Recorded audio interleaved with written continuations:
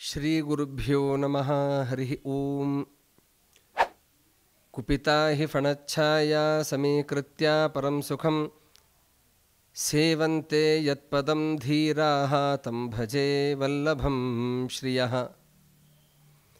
ಮಹಾವ್ಯಾಕರಣಾಂಬೋಧಿಮಂಥಮಾನಸಮಂದರಂ ಕವಯಂತಂ ರಾಮಕೀರ್ತ್ಯಾ ಹನುಮಂತಮುಪಾಸ್ಮಹೇ. ಯಸ್ಯ ವಾಕ್ ಕಾಮಧೇನುರ್ನಃ ಕಾಮಿತಾರ್ಥಾನ್ ಪ್ರಯಚ್ಛತಿ ಸೇವೇತಂ ಜಯಯೋಗೀಂದ್ರಂ ಕಾಮಬಾಣಚ್ಛಿದಂ ಸದಾ. ಪ್ರಣಮತ್ಕಾಮಧೇನುಂಚ ಭಜತ್ಸುರತರೂಪಮಂ ಶ್ರೀಭಾವಬೋಧಕೃತ್ಪಾದಚಿಂತಾಮಣಿಮುಪಾಸ್ಮಹೇ. ದುರ್ವಾದಿಧ್ವಾಂತರವಯೇ ವೈಷ್ಣವೇಂದೀವರೇಂದವೇ ಶ್ರೀರಾಘವೇಂದ್ರ ಗುರವೇ ನಮೋತ್ಯಂತದಯಾಲವೇ.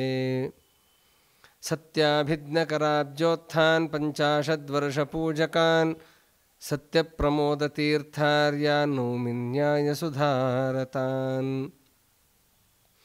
ಪೃಥ್ವೀಮಂಡಲಮಧ್ಯಸ್ಥಾಃ ಪೂರ್ಣಬೋಧಮತಾನುಗಾಃ ವೈಷ್ಣವಾಃ ವಿಷ್ಣುಹೃದಯಾಃ ತಾನ್ ನಮಸ್ಯೆ ಗುರೂನ್ ಮಮ.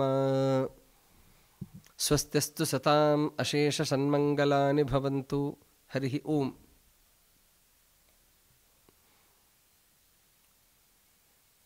ಶ್ರೀಮದಾಚಾರ್ಯರ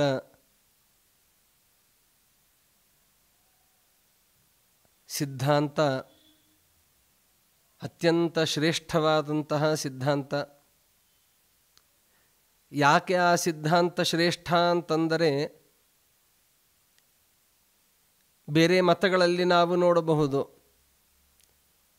ಪ್ರಾಚೀನ ಮತ ನವೀನ ಮತ ಅಂತ ಎರಡು ತರಹದ ಮತಗಳು ಇವೆ. ಅಂದರೆ ಪ್ರಾಚೀನರ ಮತವನ್ನೇ ಕೆಲವೊಬ್ಬರು, ಅಂದರೆ ನವೀನ ಮತದವರು ಒಪ್ಪುವುದಿಲ್ಲ. ಆದರೆ ಶ್ರೀಮದಾಚಾರ್ಯರ ಸಿದ್ಧಾಂತ ಹಾಗಲ್ಲ.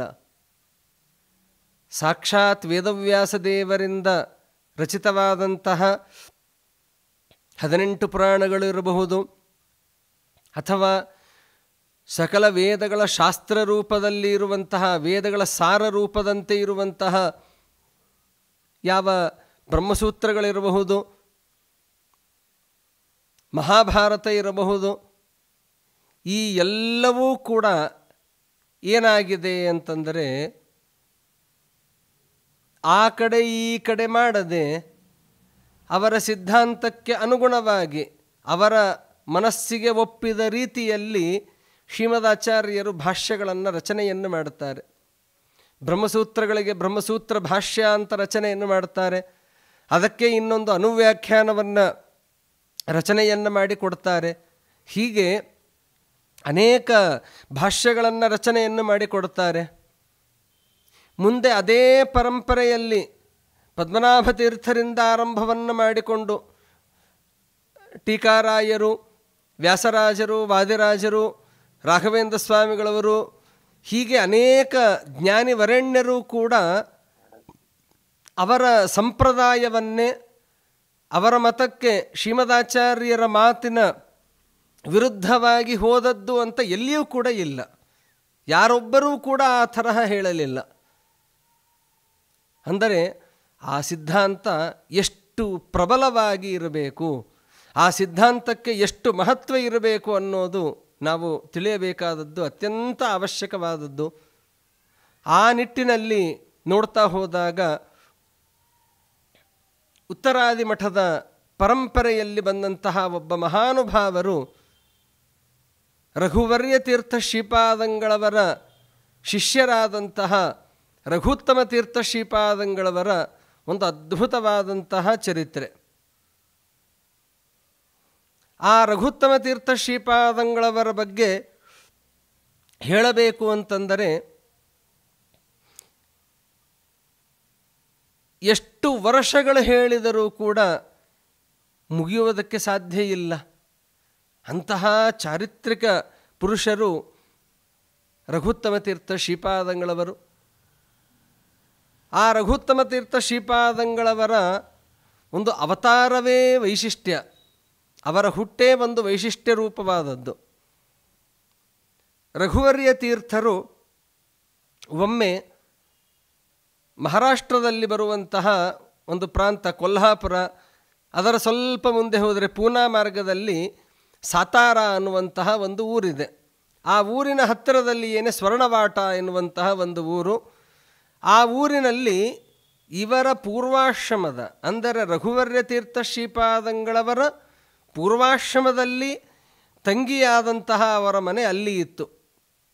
ಅಲ್ಲಿಗೆ ಹೋಗಿದ್ದಾರೆ. ಅವರಿಗೆ ವಿಶೇಷವಾದಂತಹ ದೈವಭಕ್ತಿ, ದೇವರಲ್ಲಿ ಗುರುಗಳಲ್ಲಿ ವಿಶೇಷವಾದಂತಹ ಭಕ್ತಿ ಎಲ್ಲವೂ ಕೂಡ ಇತ್ತು ಅವರಿಗೆ. ಆದರೆ ಒಂದು ಸಂತಾನ ಮಾತ್ರವೇ ಅವರಲ್ಲಿ ಇರಲಿಲ್ಲ. ಸಂತಾನ ಇಲ್ಲದೇ ಇದ್ದಾಗ ಏನು ಮಾಡಬೇಕು ಅದರ ಬಗ್ಗೆ ವ್ರತಗಳನ್ನು ಮಾಡ್ತಾ ಇದ್ದಾರೆ.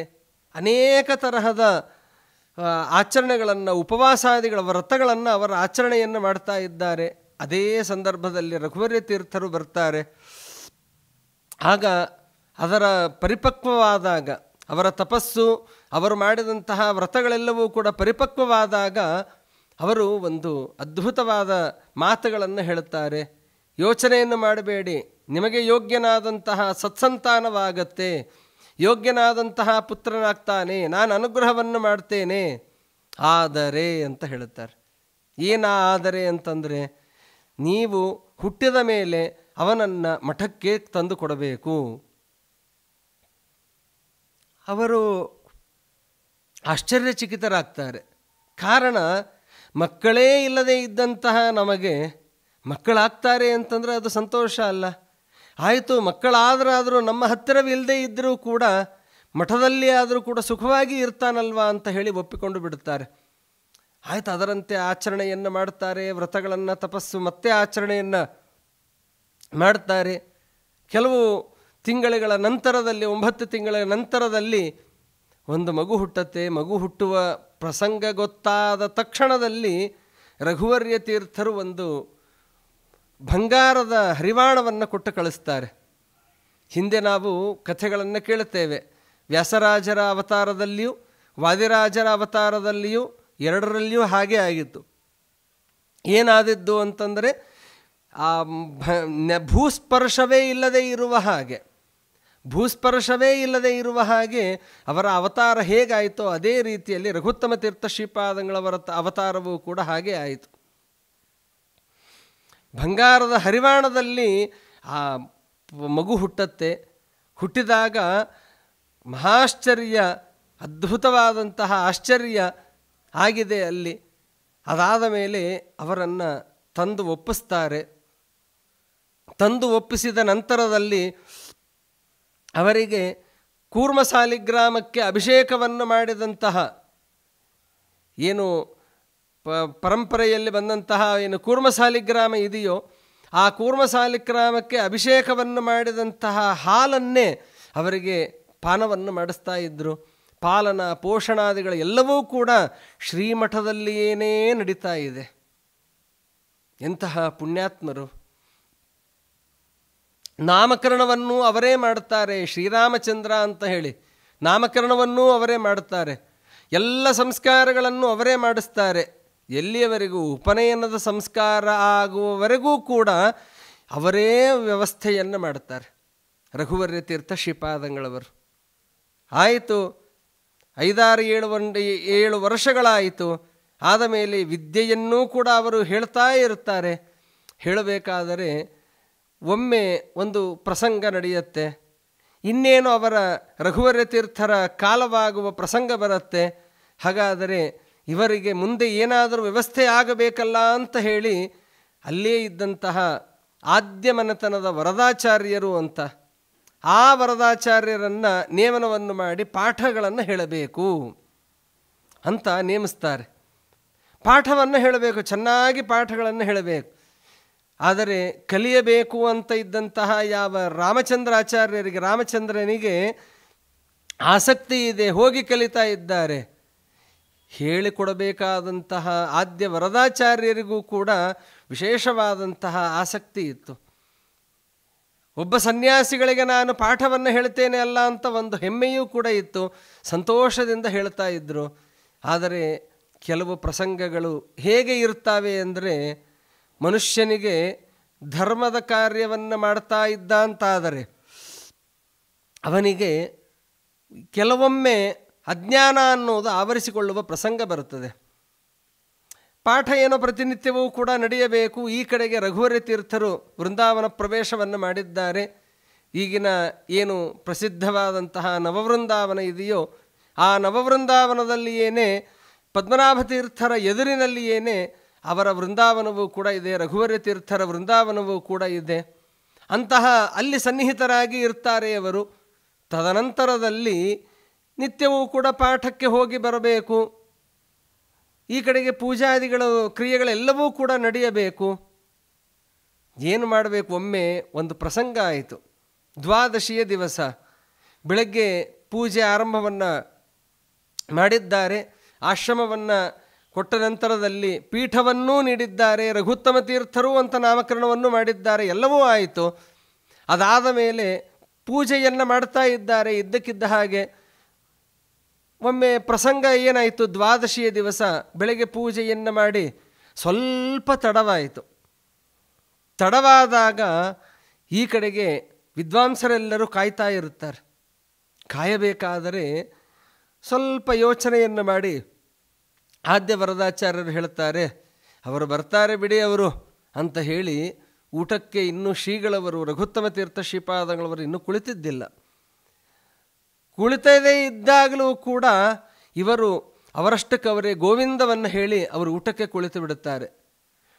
ಅವರೆಲ್ಲ ನಿತ್ಯ ಆನ್ಹಿಕಾದಿಗಳನ್ನು ಎಲ್ಲವನ್ನು ಮುಗಿಸಿಕೊಂಡು ಅಲ್ಲಿಗೆ ಬರ್ತಾರೆ. ಬಂದು ನೋಡಿದರೆ ಅವರು ಆಲ್ರೆಡಿ ಆದ್ಯ ವರದಾಚಾರ್ಯರು ಎಲ್ಲರೂ ಕೂಡ ಊಟಕ್ಕೆ ಕುಳಿತು ಬಿಟ್ಟಿದ್ದಾರೆ. ಆಗ ರಘುತ್ತಮ ತೀರ್ಥರು ತಾವು ಮನಸ್ಸಿನಲ್ಲಿ ಅಂದ್ಕೊಳ್ಳುತ್ತಾರೆ, ಈ ಮಾಡಿದ ಅವಮಾನ ನನಗೆ ಅಲ್ಲ, ಇದು ಸಂಸ್ಥಾನಕ್ಕೆ, ಶ್ರೀಮದ್ ಉತ್ತರಾದಿ ಮಠದ ಸಂಸ್ಥಾನಕ್ಕೆ ಅವಮಾನವನ್ನು ಮಾಡಿದ ಹಾಗೆ ಇದು ಅಂತ ಯೋಚನೆಯನ್ನು ಮಾಡ್ತಾ ಮಾಡ್ತಾ ಅವರು ಹಾಗೆ ಮಲಗಿದ್ದಾರೆ. ರಘುತ್ತಮ ತೀರ್ಥ ಶ್ರೀಪಾದಂಗಳವರು ಮಲಗಿದಾಗ ಒಮ್ಮೆ ಸ್ವಪ್ನದಲ್ಲಿ ರಘುವರ್ಯ ತೀರ್ಥರು ಬಂದು ಸ್ವಪ್ನದಲ್ಲಿ ಹೇಳುತ್ತಾರೆ, ಯಾವುದು ಬೇಡ, ಇನ್ನು ನಾಳೆಯಿಂದ ನೀವು ಪಾಠಕ್ಕೆ ಹೋಗುವಂತೆ ಇಲ್ಲ ಆದ್ಯ ವರದಾಚಾರ್ಯರಲ್ಲಿ. ಮತ್ತೇನು ಮಾಡಬೇಕು? ನೀವೇ ಪಾಠವನ್ನು ಹೇಳಬೇಕು, ನಿಮಗೆ ಬೀಜಾಕ್ಷರವನ್ನು ನಾನು ಬರೀತೇನೆ ಅಂತ ಹೇಳಿ ಶ್ರೀಕಾರವನ್ನು, ಓಂಕಾರಾದಿಗಳನ್ನು, ಏನು ಬೀಜಾಕ್ಷರ ಮಂತ್ರಗಳನ್ನು ಬರೀಬೇಕೋ ಆ ಎಲ್ಲ ಬೀಜಾಕ್ಷರ ಮಂತ್ರಗಳನ್ನು ಬರೀತಾರೆ. ಮರುದಿನ ಆಯಿತು, ಬೆಳಗ್ಗೆ ಆಯಿತು. ಮನೆಯಲ್ಲಿ ಆದ್ಯ ವರದಾಚಾರ್ಯರು ರೆಡಿಯಾಗಿ ಕುಳಿತಿದ್ದಾರೆ ಪಾಠವನ್ನು ಹೇಳಬೇಕು ಅಂತ ಹೇಳಿ ರಘುತ್ತಮ ತೀರ್ಥರಿಗೆ. ಆದರೆ 8 ಗಂಟೆಗೆ ಬರಬೇಕಾದವರು 8:30 ಆಯಿತು, 9 ಆಯಿತು, ಬರಲೇ ಇಲ್ಲ. ಯಾರೋ ಒಬ್ಬರು ಹೊರಟಿದ್ರಂತೆ, ಎಲ್ಲಿ ಬರಲಿಲ್ಲ ಶಿಷ್ಯರು ಅಂತ ಕೇಳಿದಾಗ ಆಗ ಅವರು ಹೇಳ್ತಾರೆ, ಅಲ್ಲ ಅವರೇ ಪಾಠವನ್ನು ಹೇಳ್ತಾ ಇದ್ದಾರೆ. ಆಶ್ಚರ್ಯಚಕಿತರಾದರು. ಇಷ್ಟು ಚಿಕ್ಕ ಮಗು, 8-10 ವರ್ಷದ ಮಗು, ಅದೇನು ಪಾಠ ಹೇಳುತ್ತೆ ಅಂತ ಹೇಳಿ, ಆಗಲಿ ನೋಡೇ ಬಿಡೋಣ ಅಂತ ಹೇಳಿ ಅಲ್ಲಿಗೆ ಬರ್ತಾರೆ. ನೋಡಿದರೆ ಆರಂಭವನ್ನು ಮಾಡಿರುತ್ತಾರೆ, ಶ್ರೇಯಃಪತ್ತೆ ನಿತ್ಯ ಗಣಿತ ಗುಣಮಾಣಿಕ್ಯ ವಿಶದ ಪ್ರಭಾಜಾಲೋಲ್ಲಾಸೋಪಹತ ಸಕಲ ವದ್ಯತಮಸೆ ಜಗಜ್ಜನ್ಮಸ್ಥೇಮ ಪ್ರಲಯ ರಚನಾಶೀಲ ವಪುಷೇ ನಮೋ ಶೇಷಾಂನಾಯ ಸ್ಮೃತಿ ಹೃದಯ ದೀಪ್ತಾಯ ಹರಯೇ ಅಂತ ಶ್ರೀಮನ್ಯಾಯ ಸುಧೆಯ ಪಾಠವನ್ನೇ ಆರಂಭವನ್ನು ಮಾಡಿರುತ್ತಾರೆ. ಏನ ಅದ್ಭುತ! ಪಾಠವನ್ನು ಈಗ ಕೇಳಬೇಕಾದವರು, ಇನ್ನು ಮುಂದೆ ಆಗಬೇಕಾದಂತಹ ಶ್ರೀಮನ್ಯಾಯ ಸುಧೆ, ಅದನ್ನು ಆಲ್ರೆಡಿ ಈಗ ಅವರು ಪಾಠವನ್ನೇ ಹೇಳ್ತಾ ಇದ್ದಾರೆ. ಪಾಠವನ್ನು ಹೇಳ್ತಾ ಹೇಳ್ತಾ ನೋಡ್ತಾ ಇದ್ದಾರೆ ಅವರು. ಅವರಿಗೆ ಕೆಲವೊಂದು ಸಂದೇಹಗಳಿದ್ದು, ಶ್ರೀಮನ್ಯಾಯ ಸುಧೆ ಪಾಠವನ್ನು ಹೇಳಬೇಕಾದ್ರೆ, ಅವರ ಶಿಷ್ಯರಿಗೆ ಹೇಳಬೇಕಾದ್ರೆ ಕೆಲವು ಪ್ರಶ್ನೆಗಳಿದ್ದವು. ಆ ಎಲ್ಲ ಪ್ರಶ್ನೆಗಳಿಗೂ ಉತ್ತರವನ್ನು ರಘುತ್ತಮ ತೀರ್ಥರು ಕೊಡ್ತಾ ಇದ್ದಾರೆ. ನೋಡಿ ಆಶ್ಚರ್ಯವಾಯಿತು. ನಾನು ಅಂದ್ಕೊಂಡೆ ನಾನು ಪಾಠ ಹೇಳಿದರೆ ಮಾತ್ರವೇ ಇವರಿಗೆ ಬರುತ್ತೆ ಅಂತ. ಇಲ್ಲ, ಅನೇಕ ಜನ್ಮಗಳಿಂದಾಗಿ ಇದ್ದಂತಹ ಪುಣ್ಯ, ಆ ಪುಣ್ಯದ ಪ್ರಭಾವದಿಂದಾಗಿ ಇಂತಹ ದೊಡ್ಡದಾದ ಸ್ಥಾನದಲ್ಲಿ ಅವರು ಕುಳಿತಿದ್ದಾರಲ್ಲ, ಹಾಗಾದರೆ ಆ ಗುರುಗಳೇ ಅವರಲ್ಲಿ ನಿಂತು ನುಡಿಸ್ತಾ ಇದ್ದಾರೆ ಎನ್ನುವಂಥ ರೀತಿಯಲ್ಲಿ ಇತ್ತು. ಆಗ ಅದನ್ನು ಕೇಳಿದಂತಹ ವರದಾಚಾರ್ಯರು, ಆದ್ಯ ವರದಾಚಾರ್ಯರು ಬಂದು ಸಾಷ್ಟಾಂಗವಾಗಿ ನಮಸ್ಕಾರವನ್ನು ಮಾಡುತ್ತಾರೆ, ಪಾದಕ್ಕೆ ಎರಗುತ್ತಾರೆ. ನನ್ನನ್ನು ಕ್ಷಮಿಸಿ, ನಾನು ಅಪರಾಧವನ್ನು ಮಾಡಿದೆ ನಾನು ಅಂತ ಹೇಳಿ ಕ್ಷಮೆಯಾಚನೆಯನ್ನು ಮಾಡುತ್ತಾರೆ. ಹೀಗೆ ಅವರ ಪಾಠದ ಒಂದು ವೈಶಿಷ್ಟ್ಯವನ್ನು ನಾವು ಕಾಣಬಹುದು ರಘುತ್ತಮ ತೀರ್ಥ ಶ್ರೀಪಾದಂಗಳವರಲ್ಲಿ. ಇನ್ನು ಅವರ ಗ್ರಂಥಗಳ ಬಗ್ಗೆ ಹೇಳೋದಾದರೆ ವಿಶೇಷವಾಗಿ ಅವರ ಎಲ್ಲ ಗ್ರಂಥಗಳಿಗೆ ಹೆಸರು ಇರೋದು ಏನು ಅಂತಂದರೆ ಭಾವಬೋಧ ಅಂತ ಹೇಳಿ. ಆ ಭಾವಬೋಧ ಗ್ರಂಥಗಳನ್ನು ಅವರೇನು ಟಿಪ್ಪಣಿಗಳನ್ನು ರಚನೆಯನ್ನು ಮಾಡಿದ್ದಾರೋ ಅವರಷ್ಟೇ ಅಲ್ಲ, ತಾರತಮ್ಯ ಸ್ತೋತ್ರ, ನಮ್ಮ ಉತ್ತರಾದಿ ಮಠದ ಪರಂಪರೆಯಲ್ಲಿ ಬಂದಂತಹ ಒಂದು ವಿಭೂತಿ ಪುರುಷರಲ್ಲಿ ರಘುತ್ತಮ ತೀರ್ಥರು ಒಬ್ಬರು. ಯಾಕೆ ಅಂದರೆ ತಿಥಿ ನಿರ್ಣಯವನ್ನು ಕೊಟ್ಟವರು ಅವರೇ. ಯಾವ ತಿಥಿಯನ್ನು ಏಕಾದಶಿ, ದಶಮಿ, ಏಕಾದಶಿ, ದ್ವಾದಶಿ ತಿಥಿ ನಿರ್ಣಯವನ್ನು ಕೊಟ್ಟವರು ಅವರೇ. ಇನ್ನು ಶ್ರವಣದ್ವಾದಶಿ ಅಂತ ಹೇಳಿ ಶ್ರವಣೋಪವಾಸ 2 ಏಕಾದಶಿ ಬರ್ತದಲ್ಲ, ಆ 2 ಉಪವಾಸದ ಬಗ್ಗೆ, ಶ್ರವಣೋಪವಾಸದ ಬಗ್ಗೆಯೂ ಕೂಡ ವಿಶೇಷವಾಗಿ ಮಾಹಿತಿಯನ್ನು ನೀಡಿದವರು ಅವರೇ. ಅಂತಹ ರಘುತ್ತಮ ತೀರ್ಥ ಶ್ರೀಪಾದಂಗಳವರು ಅನೇಕ ಗ್ರಂಥಗಳನ್ನು ಬರೆದಿದ್ದಾರೆ. ಆ ಎಲ್ಲ ಗ್ರಂಥಗಳಿಗೂ ಭಾವಬೋಧ ಎನ್ನುವಂತಹ ಉತ್ತಮವಾದಂತಹ ನಾಮಕರಣವನ್ನು ಮಾಡಿದ್ದಾರೆ. ಆ ಗ್ರಂಥಗಳನ್ನು ಬರೆದಂತಹ ಸ್ಥಳ ಯಾವುದು, ಅವರು ಆರಿಸಿಕೊಂಡದ್ದು ಅಂತಂದರೆ ಆದ್ಯಂ ಸ್ವಯಂ ವ್ಯಕ್ತಂ ವಿಮಾನಂ ರಂಗಸೌನ್ನಿಕಂ ಶ್ರೀಮುಷ್ಣಂ ವೆಂಕಟಾದ್ರಿಂಚ ಸಾಲಗ್ರಾಮಂ ಚ ನೈಮಿಷಂ ತೋತಾದ್ರಿಂ ಪುಷ್ಕರಂಚೈವ ನರನಾರಾಯಣಾಶ್ರಮಂ ಅಷ್ಟೋ ಮೇ ಮೂರ್ತಯಸ್ಸಂತಿ ಸ್ವಯಂ ವ್ಯಕ್ತ ಮಹೀತಲೆ ಅಂತ ಹೇಳಿದ ಹಾಗೆ ಸ್ವಯಂ ವ್ಯಕ್ತ ಕ್ಷೇತ್ರಗಳಲ್ಲಿ ಒಂದಾದಂತಹದ್ದು ಅದು ಯಾವ ಶ್ರೀರಂಗ ಕ್ಷೇತ್ರ, ತಿರುಚಿಯ ಹತ್ತಿರ ಇರುವಂತಹ ಶ್ರೀರಂಗ ಕ್ಷೇತ್ರ. ಆ ಶ್ರೀರಂಗ ಕ್ಷೇತ್ರದಲ್ಲಿ ಸನ್ನಿಹಿತರಾಗಿ ಇದ್ದು ಅವರಲ್ಲಿಯೇ ವಾಸವಾಗಿ ಇದ್ದು ಅಲ್ಲಿ ಒಂದು ಪ್ರಾಣದೇವರನ್ನು ಸಾಕ್ಷಿ ಪ್ರಾಣದೇವರು ಅಂತ ಪ್ರತಿಷ್ಠಾಪನೆಯನ್ನು ಮಾಡ್ತಾರೆ. ಆ ಪ್ರಾಣದೇವರ ಹೆಸರೂ ಕೂಡ ಭಾವಬೋಧ ಪ್ರಾಣದೇವರು ಅಂತ ಹೇಳಿ. ಹೀಗೆ ಆ ಸಾಕ್ಷಿಯಾಗಿ ಗ್ರಂಥಗಳನ್ನು ಅಲ್ಲೇ ಈಗಲೂ ಕೂಡ ನಾವು ಶ್ರೀರಂಗಕ್ಕೆ ಹೋದಾಗ ಭಾವಬೋಧ ಪ್ರಾಣದೇವರ ದರ್ಶನವನ್ನು ಮಾಡಿ ಅಲ್ಲಿ ಮೇಲೆ ಹೋದಾಗ ಅಲ್ಲಿ ಪರವಾಸುದೇವರ ದರ್ಶನವೂ ಕೂಡ ನಮಗೆ ಈಗ ಆಗತ್ತೆ. ಹಾಗೆ ಆ ಪರವಾಸುದೇವರ ದರ್ಶನವನ್ನು ಮಾಡ್ತಾ ಭಾವಬೋಧಾದಿ ಟಿಪ್ಪಣಿಗಳನ್ನು, ಅನೇಕ ಟಿಪ್ಪಣಿಗಳನ್ನು ಬರೆದು ಉತ್ತಮವಾದಂತಹ, ಅದರಲ್ಲಿ ವಿಶೇಷವಾಗಿ ಬೃಹದಾರಣ್ಯಕ ಭಾವಬೋಧ ಅಂತೂ ಅದರಲ್ಲಿ ವಿಶೇಷವಾದದ್ದು. ಅದರ ಪಾಠದ ಶೈಲಿಯೇ ಅದ್ಭುತವಾದದ್ದು, ಅವರು ಬರೆದಂತಹ ವ್ಯಾಖ್ಯಾನವೇ ಅದ್ಭುತವಾದಂತಹದ್ದು. ಹೀಗೆ ಆ ಭಾವಬೋಧ ಗ್ರಂಥಗಳನ್ನು ರಚನೆಯನ್ನು ಮಾಡಿದ್ದು ಒಂದು ವಿಶೇಷವಾದದ್ದು. ತದನಂತರದಲ್ಲಿ ಅವರ ಚರಮಶ್ಲೋಕದಲ್ಲಿ ಒಂದು ಮಾತನ್ನು ನಾವು ಕೇಳುತ್ತೇವೆ. ಏನದು ಅಂತಂದರೆ, ಭಾವಬೋಧ ಕೃತಂ ಸೇವೆ ರಘುತ್ತಮ ಮಹಾಗುರುಂ ಯತ್ ಶಿಷ್ಯ ಶಿಷ್ಯ ಶಿಷ್ಯಾದ್ಯಾಹ ಟಿಪ್ಪಣ್ಯಾಚಾರ್ಯ ಸಂಜ್ಞಿತಾ ಅಂತ ಹೇಳುತ್ತಾರೆ. ಇದು ಬಾಯಿ ಮಾತಿಗೆ ಹೇಳಿದ್ದಲ್ಲ, ಇದು ಅನುಭವಿಸಿದ್ದನ್ನು ಶಿಷ್ಯರು ಹೇಳಿದಂತಹದ್ದು. ರಘುತ್ತಮರು ಶಿಷ್ಯರು ಒಬ್ಬರಲ್ಲ ಇಬ್ಬರಲ್ಲ, ಅವರ ಶಿಷ್ಯ ಪ್ರಶಿಷ್ಯರೆಲ್ಲರೂ ಕೂಡ ಟಿಪ್ಪಣ್ಯ ಆಚಾರ ಸಂಜ್ಞಿತಾ ಅಂತ ಹೇಳ್ತಾರೆ. ಟಿಪ್ಪಣಿಗಳನ್ನು ಬರೆದಿದ್ದಾರೆ ಅವರೆಲ್ಲರೂ ಕೂಡ. ಯಾರ್ಯಾರು ಹೆಸರನ್ನು ಸೂಚನೆಯನ್ನು ಮಾಡ್ತಾ ಹೋಗ್ತಾರೆ ನೋಡಿ, ಎಷ್ಟು ಅದ್ಭುತವಾಗಿ ಇದೆ. ಮೊದಲಿಗೆ ಆ ಉತ್ತರಾದಿ ಮಠದ ಪರಂಪರೆಯಲ್ಲಿ ಬಂದಂತಹ ವೇದೇಶ ತೀರ್ಥರು ಅಂತ ಹೇಳಿ, ವೇದೇಶ ತೀರ್ಥರು ವಿಶೇಷವಾಗಿ ವ್ಯಾಖ್ಯಾನವನ್ನು ಬರೆದಂತಹ ಮಹಾನುಭಾವರು. ಅದರಲ್ಲಿ ವಿಶೇಷವಾಗಿ ಪ್ರಮಾಣ ಪದ್ಧತಿಗೆ ವ್ಯಾಖ್ಯಾನವನ್ನು ಬರೆದಿದ್ದಾರೆ. ಅಂತಹ ಪ್ರಮಾಣ ಪದ್ಧತಿಯ ವ್ಯಾಖ್ಯಾನವನ್ನು ಕೂಡ ಬರೆದಂತಹ ವೇದೇಶ ತೀರ್ಥರು. ಅವರದ್ದು ಒಂದು ಚರ್ಯೆ ಇದೆ, ವಿಶಿಷ್ಟವಾದಂತಹ ಒಂದು ಚರ್ಯೆ ಇದೆ. ಅವರಿಗೆ ಆಶ್ರಮವನ್ನು ಕೊಡುತ್ತಾರೆ. ರಘುತ್ತಮ ತೀರ್ಥರ ಆಶ್ರಮವನ್ನು ಕೊಟ್ಟು ವೇದೇಶ ತೀರ್ಥರು ಅಂತ ನಾಮಕರಣವನ್ನು ಮಾಡುತ್ತಾರೆ. ಅವರಿಗೆ ಸಂಸ್ಥಾನವನ್ನು ನೋಡಿಕೊಳ್ಳಿ ಅಂತ ಹೇಳಿದರೆ ಅವರು ಒಂದೇ ಒಂದು ಮಾತನ್ನು ಹೇಳ್ತಾರೆ, ನನಗೆ ಸಂಸ್ಥಾನ ಬೇಡ, ನಾನು ಜ್ಞಾನ ಕಾರ್ಯವನ್ನು ನಾನು ಮಾಡ್ತೇನೆ ಅಂತ ಹೇಳಿ ಸನ್ಯಾಸಿಗಳಾಗಿಯೇ ಇದ್ದು ಬಿಡಿ ಸನ್ಯಾಸಿಗಳಾಗಿ ವಿಶೇಷವಾಗಿ ಅವರು ವ್ಯಾಖ್ಯಾನವನ್ನು ಪರಂಪರೆಯನ್ನೇ ಬೆಳೆಸಿದಂತಹ ಮಹಾನುಭಾವರು ವೇದೇಶ ತೀರ್ಥರು. ಅವರ ನಂತರದಲ್ಲಿ ಯಾದವಾರ್ಯರು ಬರ್ತಾರೆ. ಅವರ ಶಿಷ್ಯರು ಯಾವ ಶ್ರೀನಿವಾಸ ತೀರ್ಥರು. ಹೀಗೆ ಅವರ ಪರಂಪರೆಯೇ ಯತ್ ಶಿಷ್ಯ ಶಿಷ್ಯ ಶಿಷ್ಯಾದ್ಯಾಹ ಎಲ್ಲರೂ ಕೂಡ ಟಿಪ್ಪಣಿಯನ್ನು ಬರೆದವರು. ಯಾದಪತ್ಯ ಅಂತಂದರೂ ಬಹಳ ವಿಶೇಷವಾದದ್ದು. ಶ್ರೀಮನ್ಯಾಯಸುಧೆಗೆ ಯಾದುಪತ್ಯ ಟಿಪ್ಪಣಿ ಅನ್ನೋದು ಕೂಡ ಇದೆ. ಹಾಗೆ ವಿಷ್ಣು ತತ್ವ ನಿರ್ಣಯ ಮೊದಲಾದಂತಹ ಗ್ರಂಥಗಳಿಗೆ ಅವರ ಶಿಷ್ಯರಾದಂತಹ ಯಾದವಾರ್ಯರ ಶಿಷ್ಯರಾದಂತಹ ಯಾವ ಶ್ರೀನಿವಾಸಾಚಾರ್ಯರು ಅಂದರೆ ಶ್ರೀನಿವಾಸ ತೀರ್ಥರು, ಯಾವ ರಾಘವೇಂದ್ರ ಸ್ವಾಮಿಗಳವರು ಅವರಿಗೆ ತೀರ್ಥ ಪದವಿಯನ್ನು ನೀಡುತ್ತಾರೋ ಅಂತಹ ಶ್ರೀನಿವಾಸ ತೀರ್ಥರು ಕೂಡ ವಿಷ್ಣು ತತ್ವ ನಿರ್ಣಯ ಮೊದಲಾದಂತಹ ಗ್ರಂಥಗಳಿಗೆ ವ್ಯಾಖ್ಯಾನವನ್ನು ಬರೆದಿದ್ದಾರೆ. ಅಂತಹ ಶ್ರೇಷ್ಠವಾದಂತಹ ಪರಂಪರೆ, ಶಿಷ್ಯ ಪರಂಪರೆ, ವ್ಯಾಖ್ಯಾನದ ಪರಂಪರೆಯನ್ನು ಹುಟ್ಟು ಹಾಕಿದವರೇ ಯಾರು ಅಂತಂದರೆ ಈ ರಘುತ್ತಮ ತೀರ್ಥ ಶ್ರೀಪಾದಂಗಳವರು. ಅಂತಹ ರಘುತ್ತಮ ತೀರ್ಥ ಶ್ರೀಪಾದಂಗಳವರಲ್ಲಿ ಅಧ್ಯಯನವನ್ನು ಮಾಡಿದಂತಹ ಶಿಷ್ಯರು ಅನೇಕರಿದ್ದಾರೆ. ಗೃಹಸ್ಥ ಶಿಷ್ಯರು, ಸನ್ಯಾಸ ಶಿಷ್ಯರು, ಹೀಗೆ ಅನೇಕ ಸನ್ಯಾಸಿಗಳು ಕೂಡ ಇದ್ದಾರೆ. ಅವರಲ್ಲಿ ಒಂದು ವಿಶೇಷವಾದಂತಹ ಒಂದು ವಿಚಾರವನ್ನು ಹೇಳಬೇಕು ಅಂತಾದರೆ ತರಂಗಿಣಿ ರಾಮಾಚಾರ್ಯರು ಅಂತ ಅವರ ಹೆಸರು. ನಿಜವಾಗಲೂ ಕೂಡ ರಾಮಾಚಾರ್ಯರು ಅಂತ. ಆದರೆ ನ್ಯಾಯಾಮೃತಕ್ಕೆ ಅದ್ವೈತ ಸಿದ್ಧಿ ಅಂತ ಹೇಳಿ ಒಂದು ಬರುತ್ತೆ.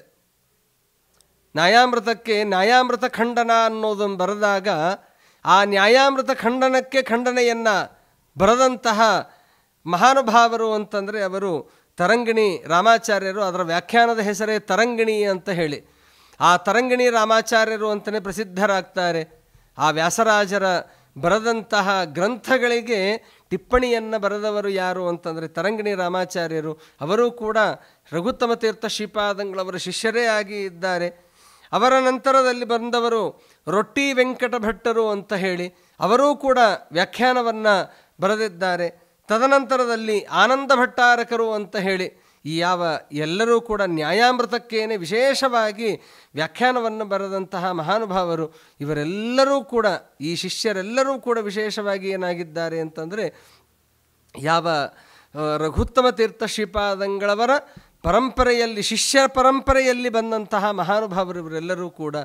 ಹೀಗೆ ಅನೇಕ ಟಿಪ್ಪಣಿಕಾರರನ್ನು, ಅನೇಕ ವ್ಯಾಖ್ಯಾನಕಾರರನ್ನು ನೀಡಿದಂತಹ ಮಹಾನುಭಾವರು ರಘುತ್ತಮ ತೀರ್ಥ ಶ್ರೀಪಾದಂಗಳವರು. ಅಂತಹ ರಘುತ್ತಮ ತೀರ್ಥ ಶ್ರೀಪಾದಂಗಳವರು ವಿಶೇಷವಾಗಿ ಜ್ಞಾನ ಪ್ರಸಾರವನ್ನು ಮಾಡಿದ್ದಾರೆ. ಅವರ ಯಾತ್ರೆಯಂತೂ ಕೂಡ ಅದ್ಭುತವಾದಂತಹ ಯಾತ್ರೆ. ಎಲ್ಲ ಕಡೆಯಲ್ಲಿಯೂ ಕೂಡ ರಾಮದೇವರ ಅರ್ಚನೆಯನ್ನು ಅಷ್ಟು ಅದ್ಭುತವಾಗಿ ಶ್ರದ್ಧೆಯಿಂದ, ಭಕ್ತಿಯಿಂದ ತಾವು ಮಾಡಬೇಕು ಅಂತೆ, ಅಷ್ಟು ಶ್ರದ್ಧೆಯಿಂದಾಗಿ. ತದನಂತರದಲ್ಲಿ ಆ ಪರಂಪರೆಯಲ್ಲಿ ಒಂದು ವಿಶೇಷವಾದಂತಹ ಸ್ಥಾನವನ್ನು ನೀಡಿದ್ದು ಯಾವುದಕ್ಕೆ ಅಂತಂದರೆ ಅವರಿಗೆ ಅಂತಂದರೆ ಪೂಜೆಯ ಒಂದು ವೈಭವ ಯಾವ ರೀತಿಯಲ್ಲಿ ಮಾಡಬೇಕು ಅನ್ನೋದನ್ನು ತೋರಿಸಿಕೊಟ್ಟವರು ಕೂಡ ಶ್ರೀಮದಾಚಾರ್ಯರು. ಅನೇಕ ಪರಂಪರೆಯಲ್ಲಿ ಎಲ್ಲರೂ ಕೂಡ ನಡೆದುಕೊಂಡು ಬಂದಿದ್ದರೂ ಕೂಡ ವಿಶೇಷವಾಗಿ ಇವರೂ ಕೂಡ ಅದರ ಮಠದ ವೈಭವವನ್ನು ಬೆಳೆಸೋದಕ್ಕೆ ಕಾರಣರಾದವರು ರಘುತ್ತಮ ತೀರ್ಥ ಶ್ರೀಪಾದಂಗಳವರು. ಅವರ ವ್ಯಾಖ್ಯಾನದ ಶೈಲಿ, ಅವರ ಯಾತ್ರೆಯ ಒಂದು ಶೈಲಿ, ಇವುಗಳನ್ನು ನಾವು ತಿಳಿತಾ ಹೋದರೆ ಈ ಜನ್ಮ ಮುಗಿದರೂ ಕೂಡ ಅವರ ಗುಣಗಳನ್ನು ತಿಳಿಯೋದಕ್ಕೆ ಅಸಾಧ್ಯವಾದದ್ದು. ಅಂತಹ ಜ್ಞಾನ ಭಂಡಾರರು, ಆರಾಧ್ಯ ಗುರುಗಳು ರಘುತ್ತಮ ತೀರ್ಥ ಶ್ರೀಪಾದಂಗಳವರು. ಅಂತಹ ರಘುತ್ತಮ ತೀರ್ಥ ಶ್ರೀಪಾದಂಗಳವರು ಅವರ ಗುರುಗಳು ರಘುವರ ತೀರ್ಥರಾದರೆ ಅವರ ಶಿಷ್ಯರು ವೇದವ್ಯಾಸ ತೀರ್ಥರು ಅಂತ. ಆ ವೇದವ್ಯಾಸ ತೀರ್ಥರಿಗೆ ಆಶ್ರಮವನ್ನು ಕೊಟ್ಟು ಮುಂದೆ ತತ್ವಪ್ರಸರಣ ಮುಂದೆ ಒರೆಯಲಿ ಅಂತ ಹೇಳಿ ಅನುಗ್ರಹವನ್ನು ಮಾಡಿದಂತಹ ಮಹಾನುಭಾವರು. ಅಂತಹ ರಘುತ್ತಮ ತೀರ್ಥ ಶ್ರೀಪಾದಂಗಳವರು ಕೊನೆಗಾಲದಲ್ಲಿ ಅವರು ತಿರುಕೊಯಿಲೂರು, ಈಗೇನು ತಮಿಳುನಾಡಿನ ಪ್ರಾಂತದಲ್ಲಿ ಬರುವಂತಹದ್ದು, ವಿಶೇಷವಾಗಿ ತ್ರಿವಿಕ್ರಮ ದೇವರ ಒಂದು ದಿವ್ಯವಾದಂತಹ ಸನ್ನಿಧಾನ ಇದೆ. ಅಲ್ಲಿ ವಾದಿರಾಜಗುರು ಸಾರ್ವಭೌಮರು ಕೂಡ ಆ ತ್ರಿವಿಕ್ರಮ ದೇವರ ವರ್ಣನೆಯನ್ನು ಮಾಡಿದ್ದಾರೆ ತೀರ್ಥ ಪ್ರಬಂಧದಲ್ಲಿ. ಅಂತಹ ದಿವ್ಯವಾದಂತಹ ತಿರುಕೊಯಿಲೂರಿನಲ್ಲಿ ಕಾಲವನ್ನು ಕಳೆದು ಅನೇಕ ಗ್ರಂಥಗಳಿಗೆ ವ್ಯಾಖ್ಯಾನವನ್ನು ಬರೆದು ನಮಗೆ ಉಪಾಯವನ್ನು ಮಾಡಿದಂತಹ, ನಮ್ಮನ್ನು ಉದ್ಧಾರವನ್ನು ಮಾಡಿದಂತಹ ಒಬ್ಬ ಮಹಾಗುರುಗಳು ಅವರು ರಘುತ್ತಮ ತೀರ್ಥ ಶ್ರೀಪಾದಂಗಳವರು. ಅಂತಹ ರಘುತ್ತಮ ತೀರ್ಥ ಶ್ರೀಪಾದಂಗಳವರು ಏಕಾದಶಿ ಎಂದು ವೃಂದಾವನದ ಪ್ರವೇಶವನ್ನು ಮಾಡ್ತಾರೆ. ಪೌಷ ಶುಕ್ಲ ಏಕಾದಶಿ ಎಂದು ಅವರು ವೃಂದಾವನ ಪ್ರವೇಶವನ್ನು ತಿರುಕೊಯಿಲೂರಿನಲ್ಲಿ ಮಾಡಿ ಮುಂದೆ ಆ ಎಲ್ಲ ಭಕ್ತರನ್ನು ಉದ್ಧಾರವನ್ನು ಮಾಡಿದ್ದಾರೆ. ಈಗಲೂ ಕೂಡ ಅಲ್ಲಿ ಸೇವೆಯನ್ನು ಮಾಡಿದಂತಹ ಭಕ್ತರಿಗೆ ಬೇಡಿದ ಎಲ್ಲ ಇಷ್ಟಾರ್ಥಗಳು ಕೂಡ ಸಿಗುತ್ತವೆ. ವಿದ್ಯೆ ಬೇಕು ಅಂದರೆ ವಿದ್ಯೆ, ಸಂತಾನ ಬೇಕು ಅಂದರೆ ಸಂತಾನ, ಏನು ಬೇಕೋ ಅದೆಲ್ಲವೂ ಕೂಡ ನೀಡುವವರಾಗಿ ಪರಮಾನುಗ್ರಹವನ್ನು ಮಾಡ್ತಾ ಈಗಲೂ ಕೂಡ ಸನ್ನಿಹಿತರಾಗಿ ಇದ್ದಾರೆ. ಅಂದರೆ ಅವರ ಉತ್ತರಾದಿ ಮಠದ ಪರಂಪರೆಯಲ್ಲಿ ಒಂದು ವಿಶೇಷತೆ ಅಂದರೆ ರಘುತ್ತಮ ತೀರ್ಥರಲ್ಲಿ ಇದ್ದಂತಹದ್ದು ಬಾಲ ಸನ್ಯಾಸಿಗಳಾದದ್ದು. ಆ ಬಾಲಸನ್ಯಾಸಿಗಳಾದದ್ದೇ ಒಂದು ವಿಶೇಷವಾದದ್ದು. ಬಾಲಸನ್ಯಾಸಿಗಳಾಗಿ ವಿಶೇಷವಾಗಿ ಆ ತತ್ವದ ಸಿದ್ಧಾಂತವನ್ನು ಸ್ಥಾಪನೆಯನ್ನು ಮಾಡಿದಂತಹ ಮಹಾನುಭಾವರು. ಮತ್ತು ಅವರ ತಾಯಿಯ ಮೇಲೆ ಅತ್ಯಂತ ಅಭಿಮಾನ ಅವರಲ್ಲಿ ಇತ್ತು. ಅದಕ್ಕಾಗಿಯೇ ಅವರ ವೃಂದಾವನದ ಬಲಭಾಗದಲ್ಲಿ ಅವರ ತಾಯಿಯ ಮುಖವನ್ನು ಕೂಡ ಅವರು ಕೆತ್ತಿಸಿದ್ದಾರೆ ಅಂತ ಅನ್ನೋದನ್ನು ಹೇಳ್ತಾರೆ. ಅವರ ಒಂದು ಅದ್ಭುತವಾದ ಚರ್ಯವನ್ನು ಹೇಳಬೇಕು ಅಂತಾದರೆ ಇನ್ನೊಂದು ವಿಷಯವನ್ನು ಹೇಳುವುದಕ್ಕೆ ಪ್ರಯತ್ನವನ್ನು ಮಾಡ್ತೇನೆ. ಒಮ್ಮೆ ರಾಮದೇವರ ಪೂಜೆಯನ್ನು, ಸಂಸ್ಥಾನದ ಪೂಜೆಯನ್ನು ಮಾಡಬೇಕು. ಸಂಸ್ಥಾನದ ಪೂಜೆಯನ್ನು ಮಾಡಬೇಕಾದ್ರೆ ಒಂದು ನಿಯಮ, ಆವಾಹನಾದಿಗಳನ್ನು ಮಾಡಬೇಕು. ಆವಾಹನಾದಿಗಳನ್ನು ಮಾಡಬೇಕಾದ್ರೆ ಅಷ್ಟದಿಕ್ಪಾಲಕರನ್ನು ಆವಾಹನೆಯನ್ನು ಮಾಡಬೇಕು ಅಂತ ಇದೆ. ಆ ಅಷ್ಟದಿಕ್ಪಾಲಕರ ಆವಾಹನೆಯನ್ನು ಮಾಡಬೇಕು ಅಂದರೆ ಎಲ್ಲ ಬಾಗಿಲುಗಳನ್ನು ಮುಚ್ಚಿ ಎಲ್ಲರೂ ಹೊರಗೆ ಹೋಗಿರಬೇಕು. ರಘುತ್ತಮ ತೀರ್ಥ ಶ್ರೀಪಾದಂಗಳವರು ಮಾತ್ರವೇ ಅಲ್ಲಿ ಇರಬೇಕು ಸನ್ನಿಧಾನದಲ್ಲಿ. ಆದರೆ ಒಮ್ಮೆ ರಘುತ್ತಮ ತೀರ್ಥ ಶ್ರೀಪಾದಂಗಳವರ ತಾಯಿ ಅವರಿಗೆ ಕೇಳುತ್ತಾರೆ, ಅವರ ರಘುತ್ತಮ ತೀರ್ಥರ ಹತ್ರ ಬಂದು, ನೀವು ಆವಾಹನೆಯನ್ನು ಮಾಡೋದನ್ನು ನಾನು ನೋಡಬೇಕು ಅಂತ ಹೇಳಿ. ಆಗ ರಘುತ್ತಮರು ಒಂದು ಮಾತನ್ನು ಹೇಳುತ್ತಾರೆ ತಮ್ಮ ತಾಯಿಗೆ, ದಯವಿಟ್ಟು ಆ ಪ್ರಯತ್ನವನ್ನು ಮಾಡಬೇಡ ಅಂತ ಹೇಳಿ ತಮ್ಮ ತಾಯಿಗೆ ಹೇಳುತ್ತಾರೆ. ಆದರೂ ಕೂಡ ಬಲವಂತವಾಗಿ ಅವರು ನೋಡೋದಕ್ಕೆ ಅಂತ ಹೋದಾಗ ಒಮ್ಮೆ ಪೂರ್ವ ದಿಕ್ಕಿನ ಅಭಿಮಾನಿಯಾದಂತಹ ಇಂದ್ರದೇವರನ್ನು ಕರೀತಾರೆ ಅಂತ. ಇಂದ್ರಾಯ ನಮಃ ಅಂತ ಹೇಳಿ ಇಂದ್ರದೇವರನ್ನು ಕರೆದರೆ ಸಾಕ್ಷಾತ್ ಇಂದ್ರದೇವರು ಬಂದು ಕುಳಿತಬೇಕಂತೆ. ದಕ್ಷಿಣ ದಿಕ್ಕಿಗೆ ಅಭಿಮಾನಿಯಾದಂತಹ ಯಮಧರ್ಮರಾಜರನ್ನು ಸ್ಮರಣೆಯನ್ನು ಮಾಡಿದರೆ ಯಮಧರ್ಮರಾಜರು ಬಂದು ಕೂಡಬೇಕಂತೆ. ಆ ಯಮಧರ್ಮರಾಜರ ಇಂದ್ರದೇವರ ರೂಪವನ್ನು ಕಂಡು ಮೈ ಮರೆತು ಅಲ್ಲಿಯೇನೆ ಮೂರ್ಛೆಗೊಳ್ಳುತ್ತಾರೆ ಅಂತ ಹೇಳುತ್ತಾರೆ ಆ ಯಾವ ರಘುತ್ತಮ ತೀರ್ಥ ಶ್ರೀಪಾದಂಗಳವರ ತಾಯಿ. ಹೀಗೆ ಪೂಜೆಯನ್ನು ಮಾಡಬೇಕು ಅಂತಾದರೆ ವಿಶೇಷವಾಗಿ ಆ ಸನ್ನಿಧಾನ ಅವರಲ್ಲಿ ಅಷ್ಟು ಇತ್ತು. ದೇವರನ್ನು ಅಷ್ಟದಿಕ್ಪಾಲಕರನ್ನು ಕರೆದರೆ ಆ ಅಷ್ಟದಿಕ್ಪಾಲಕರು ಕೂಡ ಅಲ್ಲಿ ಬಂದು ನೆಲೆಸಿರಬೇಕು ಅಂತಂದರೆ ಅವರಲ್ಲಿದ್ದಂತಹ ತಪಸ್ಸು ಎಷ್ಟು ಅನ್ನೋದನ್ನು ನಾವು ತಿಳಿದುಕೊಳ್ಳಬೇಕಾದದ್ದು. ಅಷ್ಟು ತಪಸ್ಸು ನಮ್ಮ ಕಡೆಯಿಂದ ಮಾಡಲಿಕ್ಕಾಗದೇ ಇರಬಹುದು. ಅಂತಹ ಅವರ ಸ್ಮರಣೆಯನ್ನು ನಾವು ಮಾಡಿದರೂ ಕೂಡ ಈ ಜನ್ಮದಲ್ಲಿ ಈಗ ಆಗದೆ ಹೋದರೂ ಕೂಡ ಮುಂದೆಯಾದರೂ ಕೂಡ, ಅದಕ್ಕೆ ದಾಸರು ಹೇಳುತ್ತಾರಲ್ಲ, ಆದದ್ದಾಯ್ತಿನ್ನಾದರೂ ಒಳ್ಳೆ ಹಾದಿ ಹಿಡಿಯೋ ಪ್ರಾಣಿ ಅಂತ ಹೇಳಿದ ಹಾಗೆ ಆದದ್ದಾಯಿತು. ಇನ್ನು ಮುಂದೆ ಆದರೂ ಕೂಡ ಭಗವಂತನಲ್ಲಿ ಭಕ್ತಿ ಶ್ರದ್ಧೆ ಬರುವಂತೆ ಆ ರಘುತ್ತಮ ತೀರ್ಥ ಶ್ರೀಪಾದಂಗಳವರು ನಮ್ಮ ಮೇಲೆ ಪರಮಾನುಗ್ರಹವನ್ನು ಮಾಡಲಿ ಅಂತ ಪ್ರಾರ್ಥನೆಯನ್ನು ಮಾಡ್ತಾ ಈ ಜ್ಞಾನ ಕಾರ್ಯವನ್ನು ನಮ್ಮ ಜ್ಞಾನವಾಹಿನಿ ಅವರು ವಿಶೇಷವಾಗಿ ಈ ಕಾರ್ಯವನ್ನು ಮಾಡ್ತಾ ಇದ್ದಾರೆ. ಶ್ರೇಷ್ಠವಾದಂತಹ ಕಾರ್ಯ. ಜ್ಞಾನ ಅನ್ನೋದು ಎಲ್ಲರಿಗೂ ಕೂಡ ಕೊಡಬೇಕು ಅಂತ ಇದೆ. ಆ ಜ್ಞಾನವನ್ನು ಕೊಡೋದನ್ನು ಯಾವ ಮುಖಾಂತರವಾಗಿ ಆದರೂ ಕೂಡ ಕೊಡಬಹುದು. ವಿದ್ಯೆಯನ್ನು ಹೇಳಿಕೊಡುವುದರ ಮೂಲಕವಾಗಿಯೂ ಕೂಡ ಕೊಡಬಹುದು.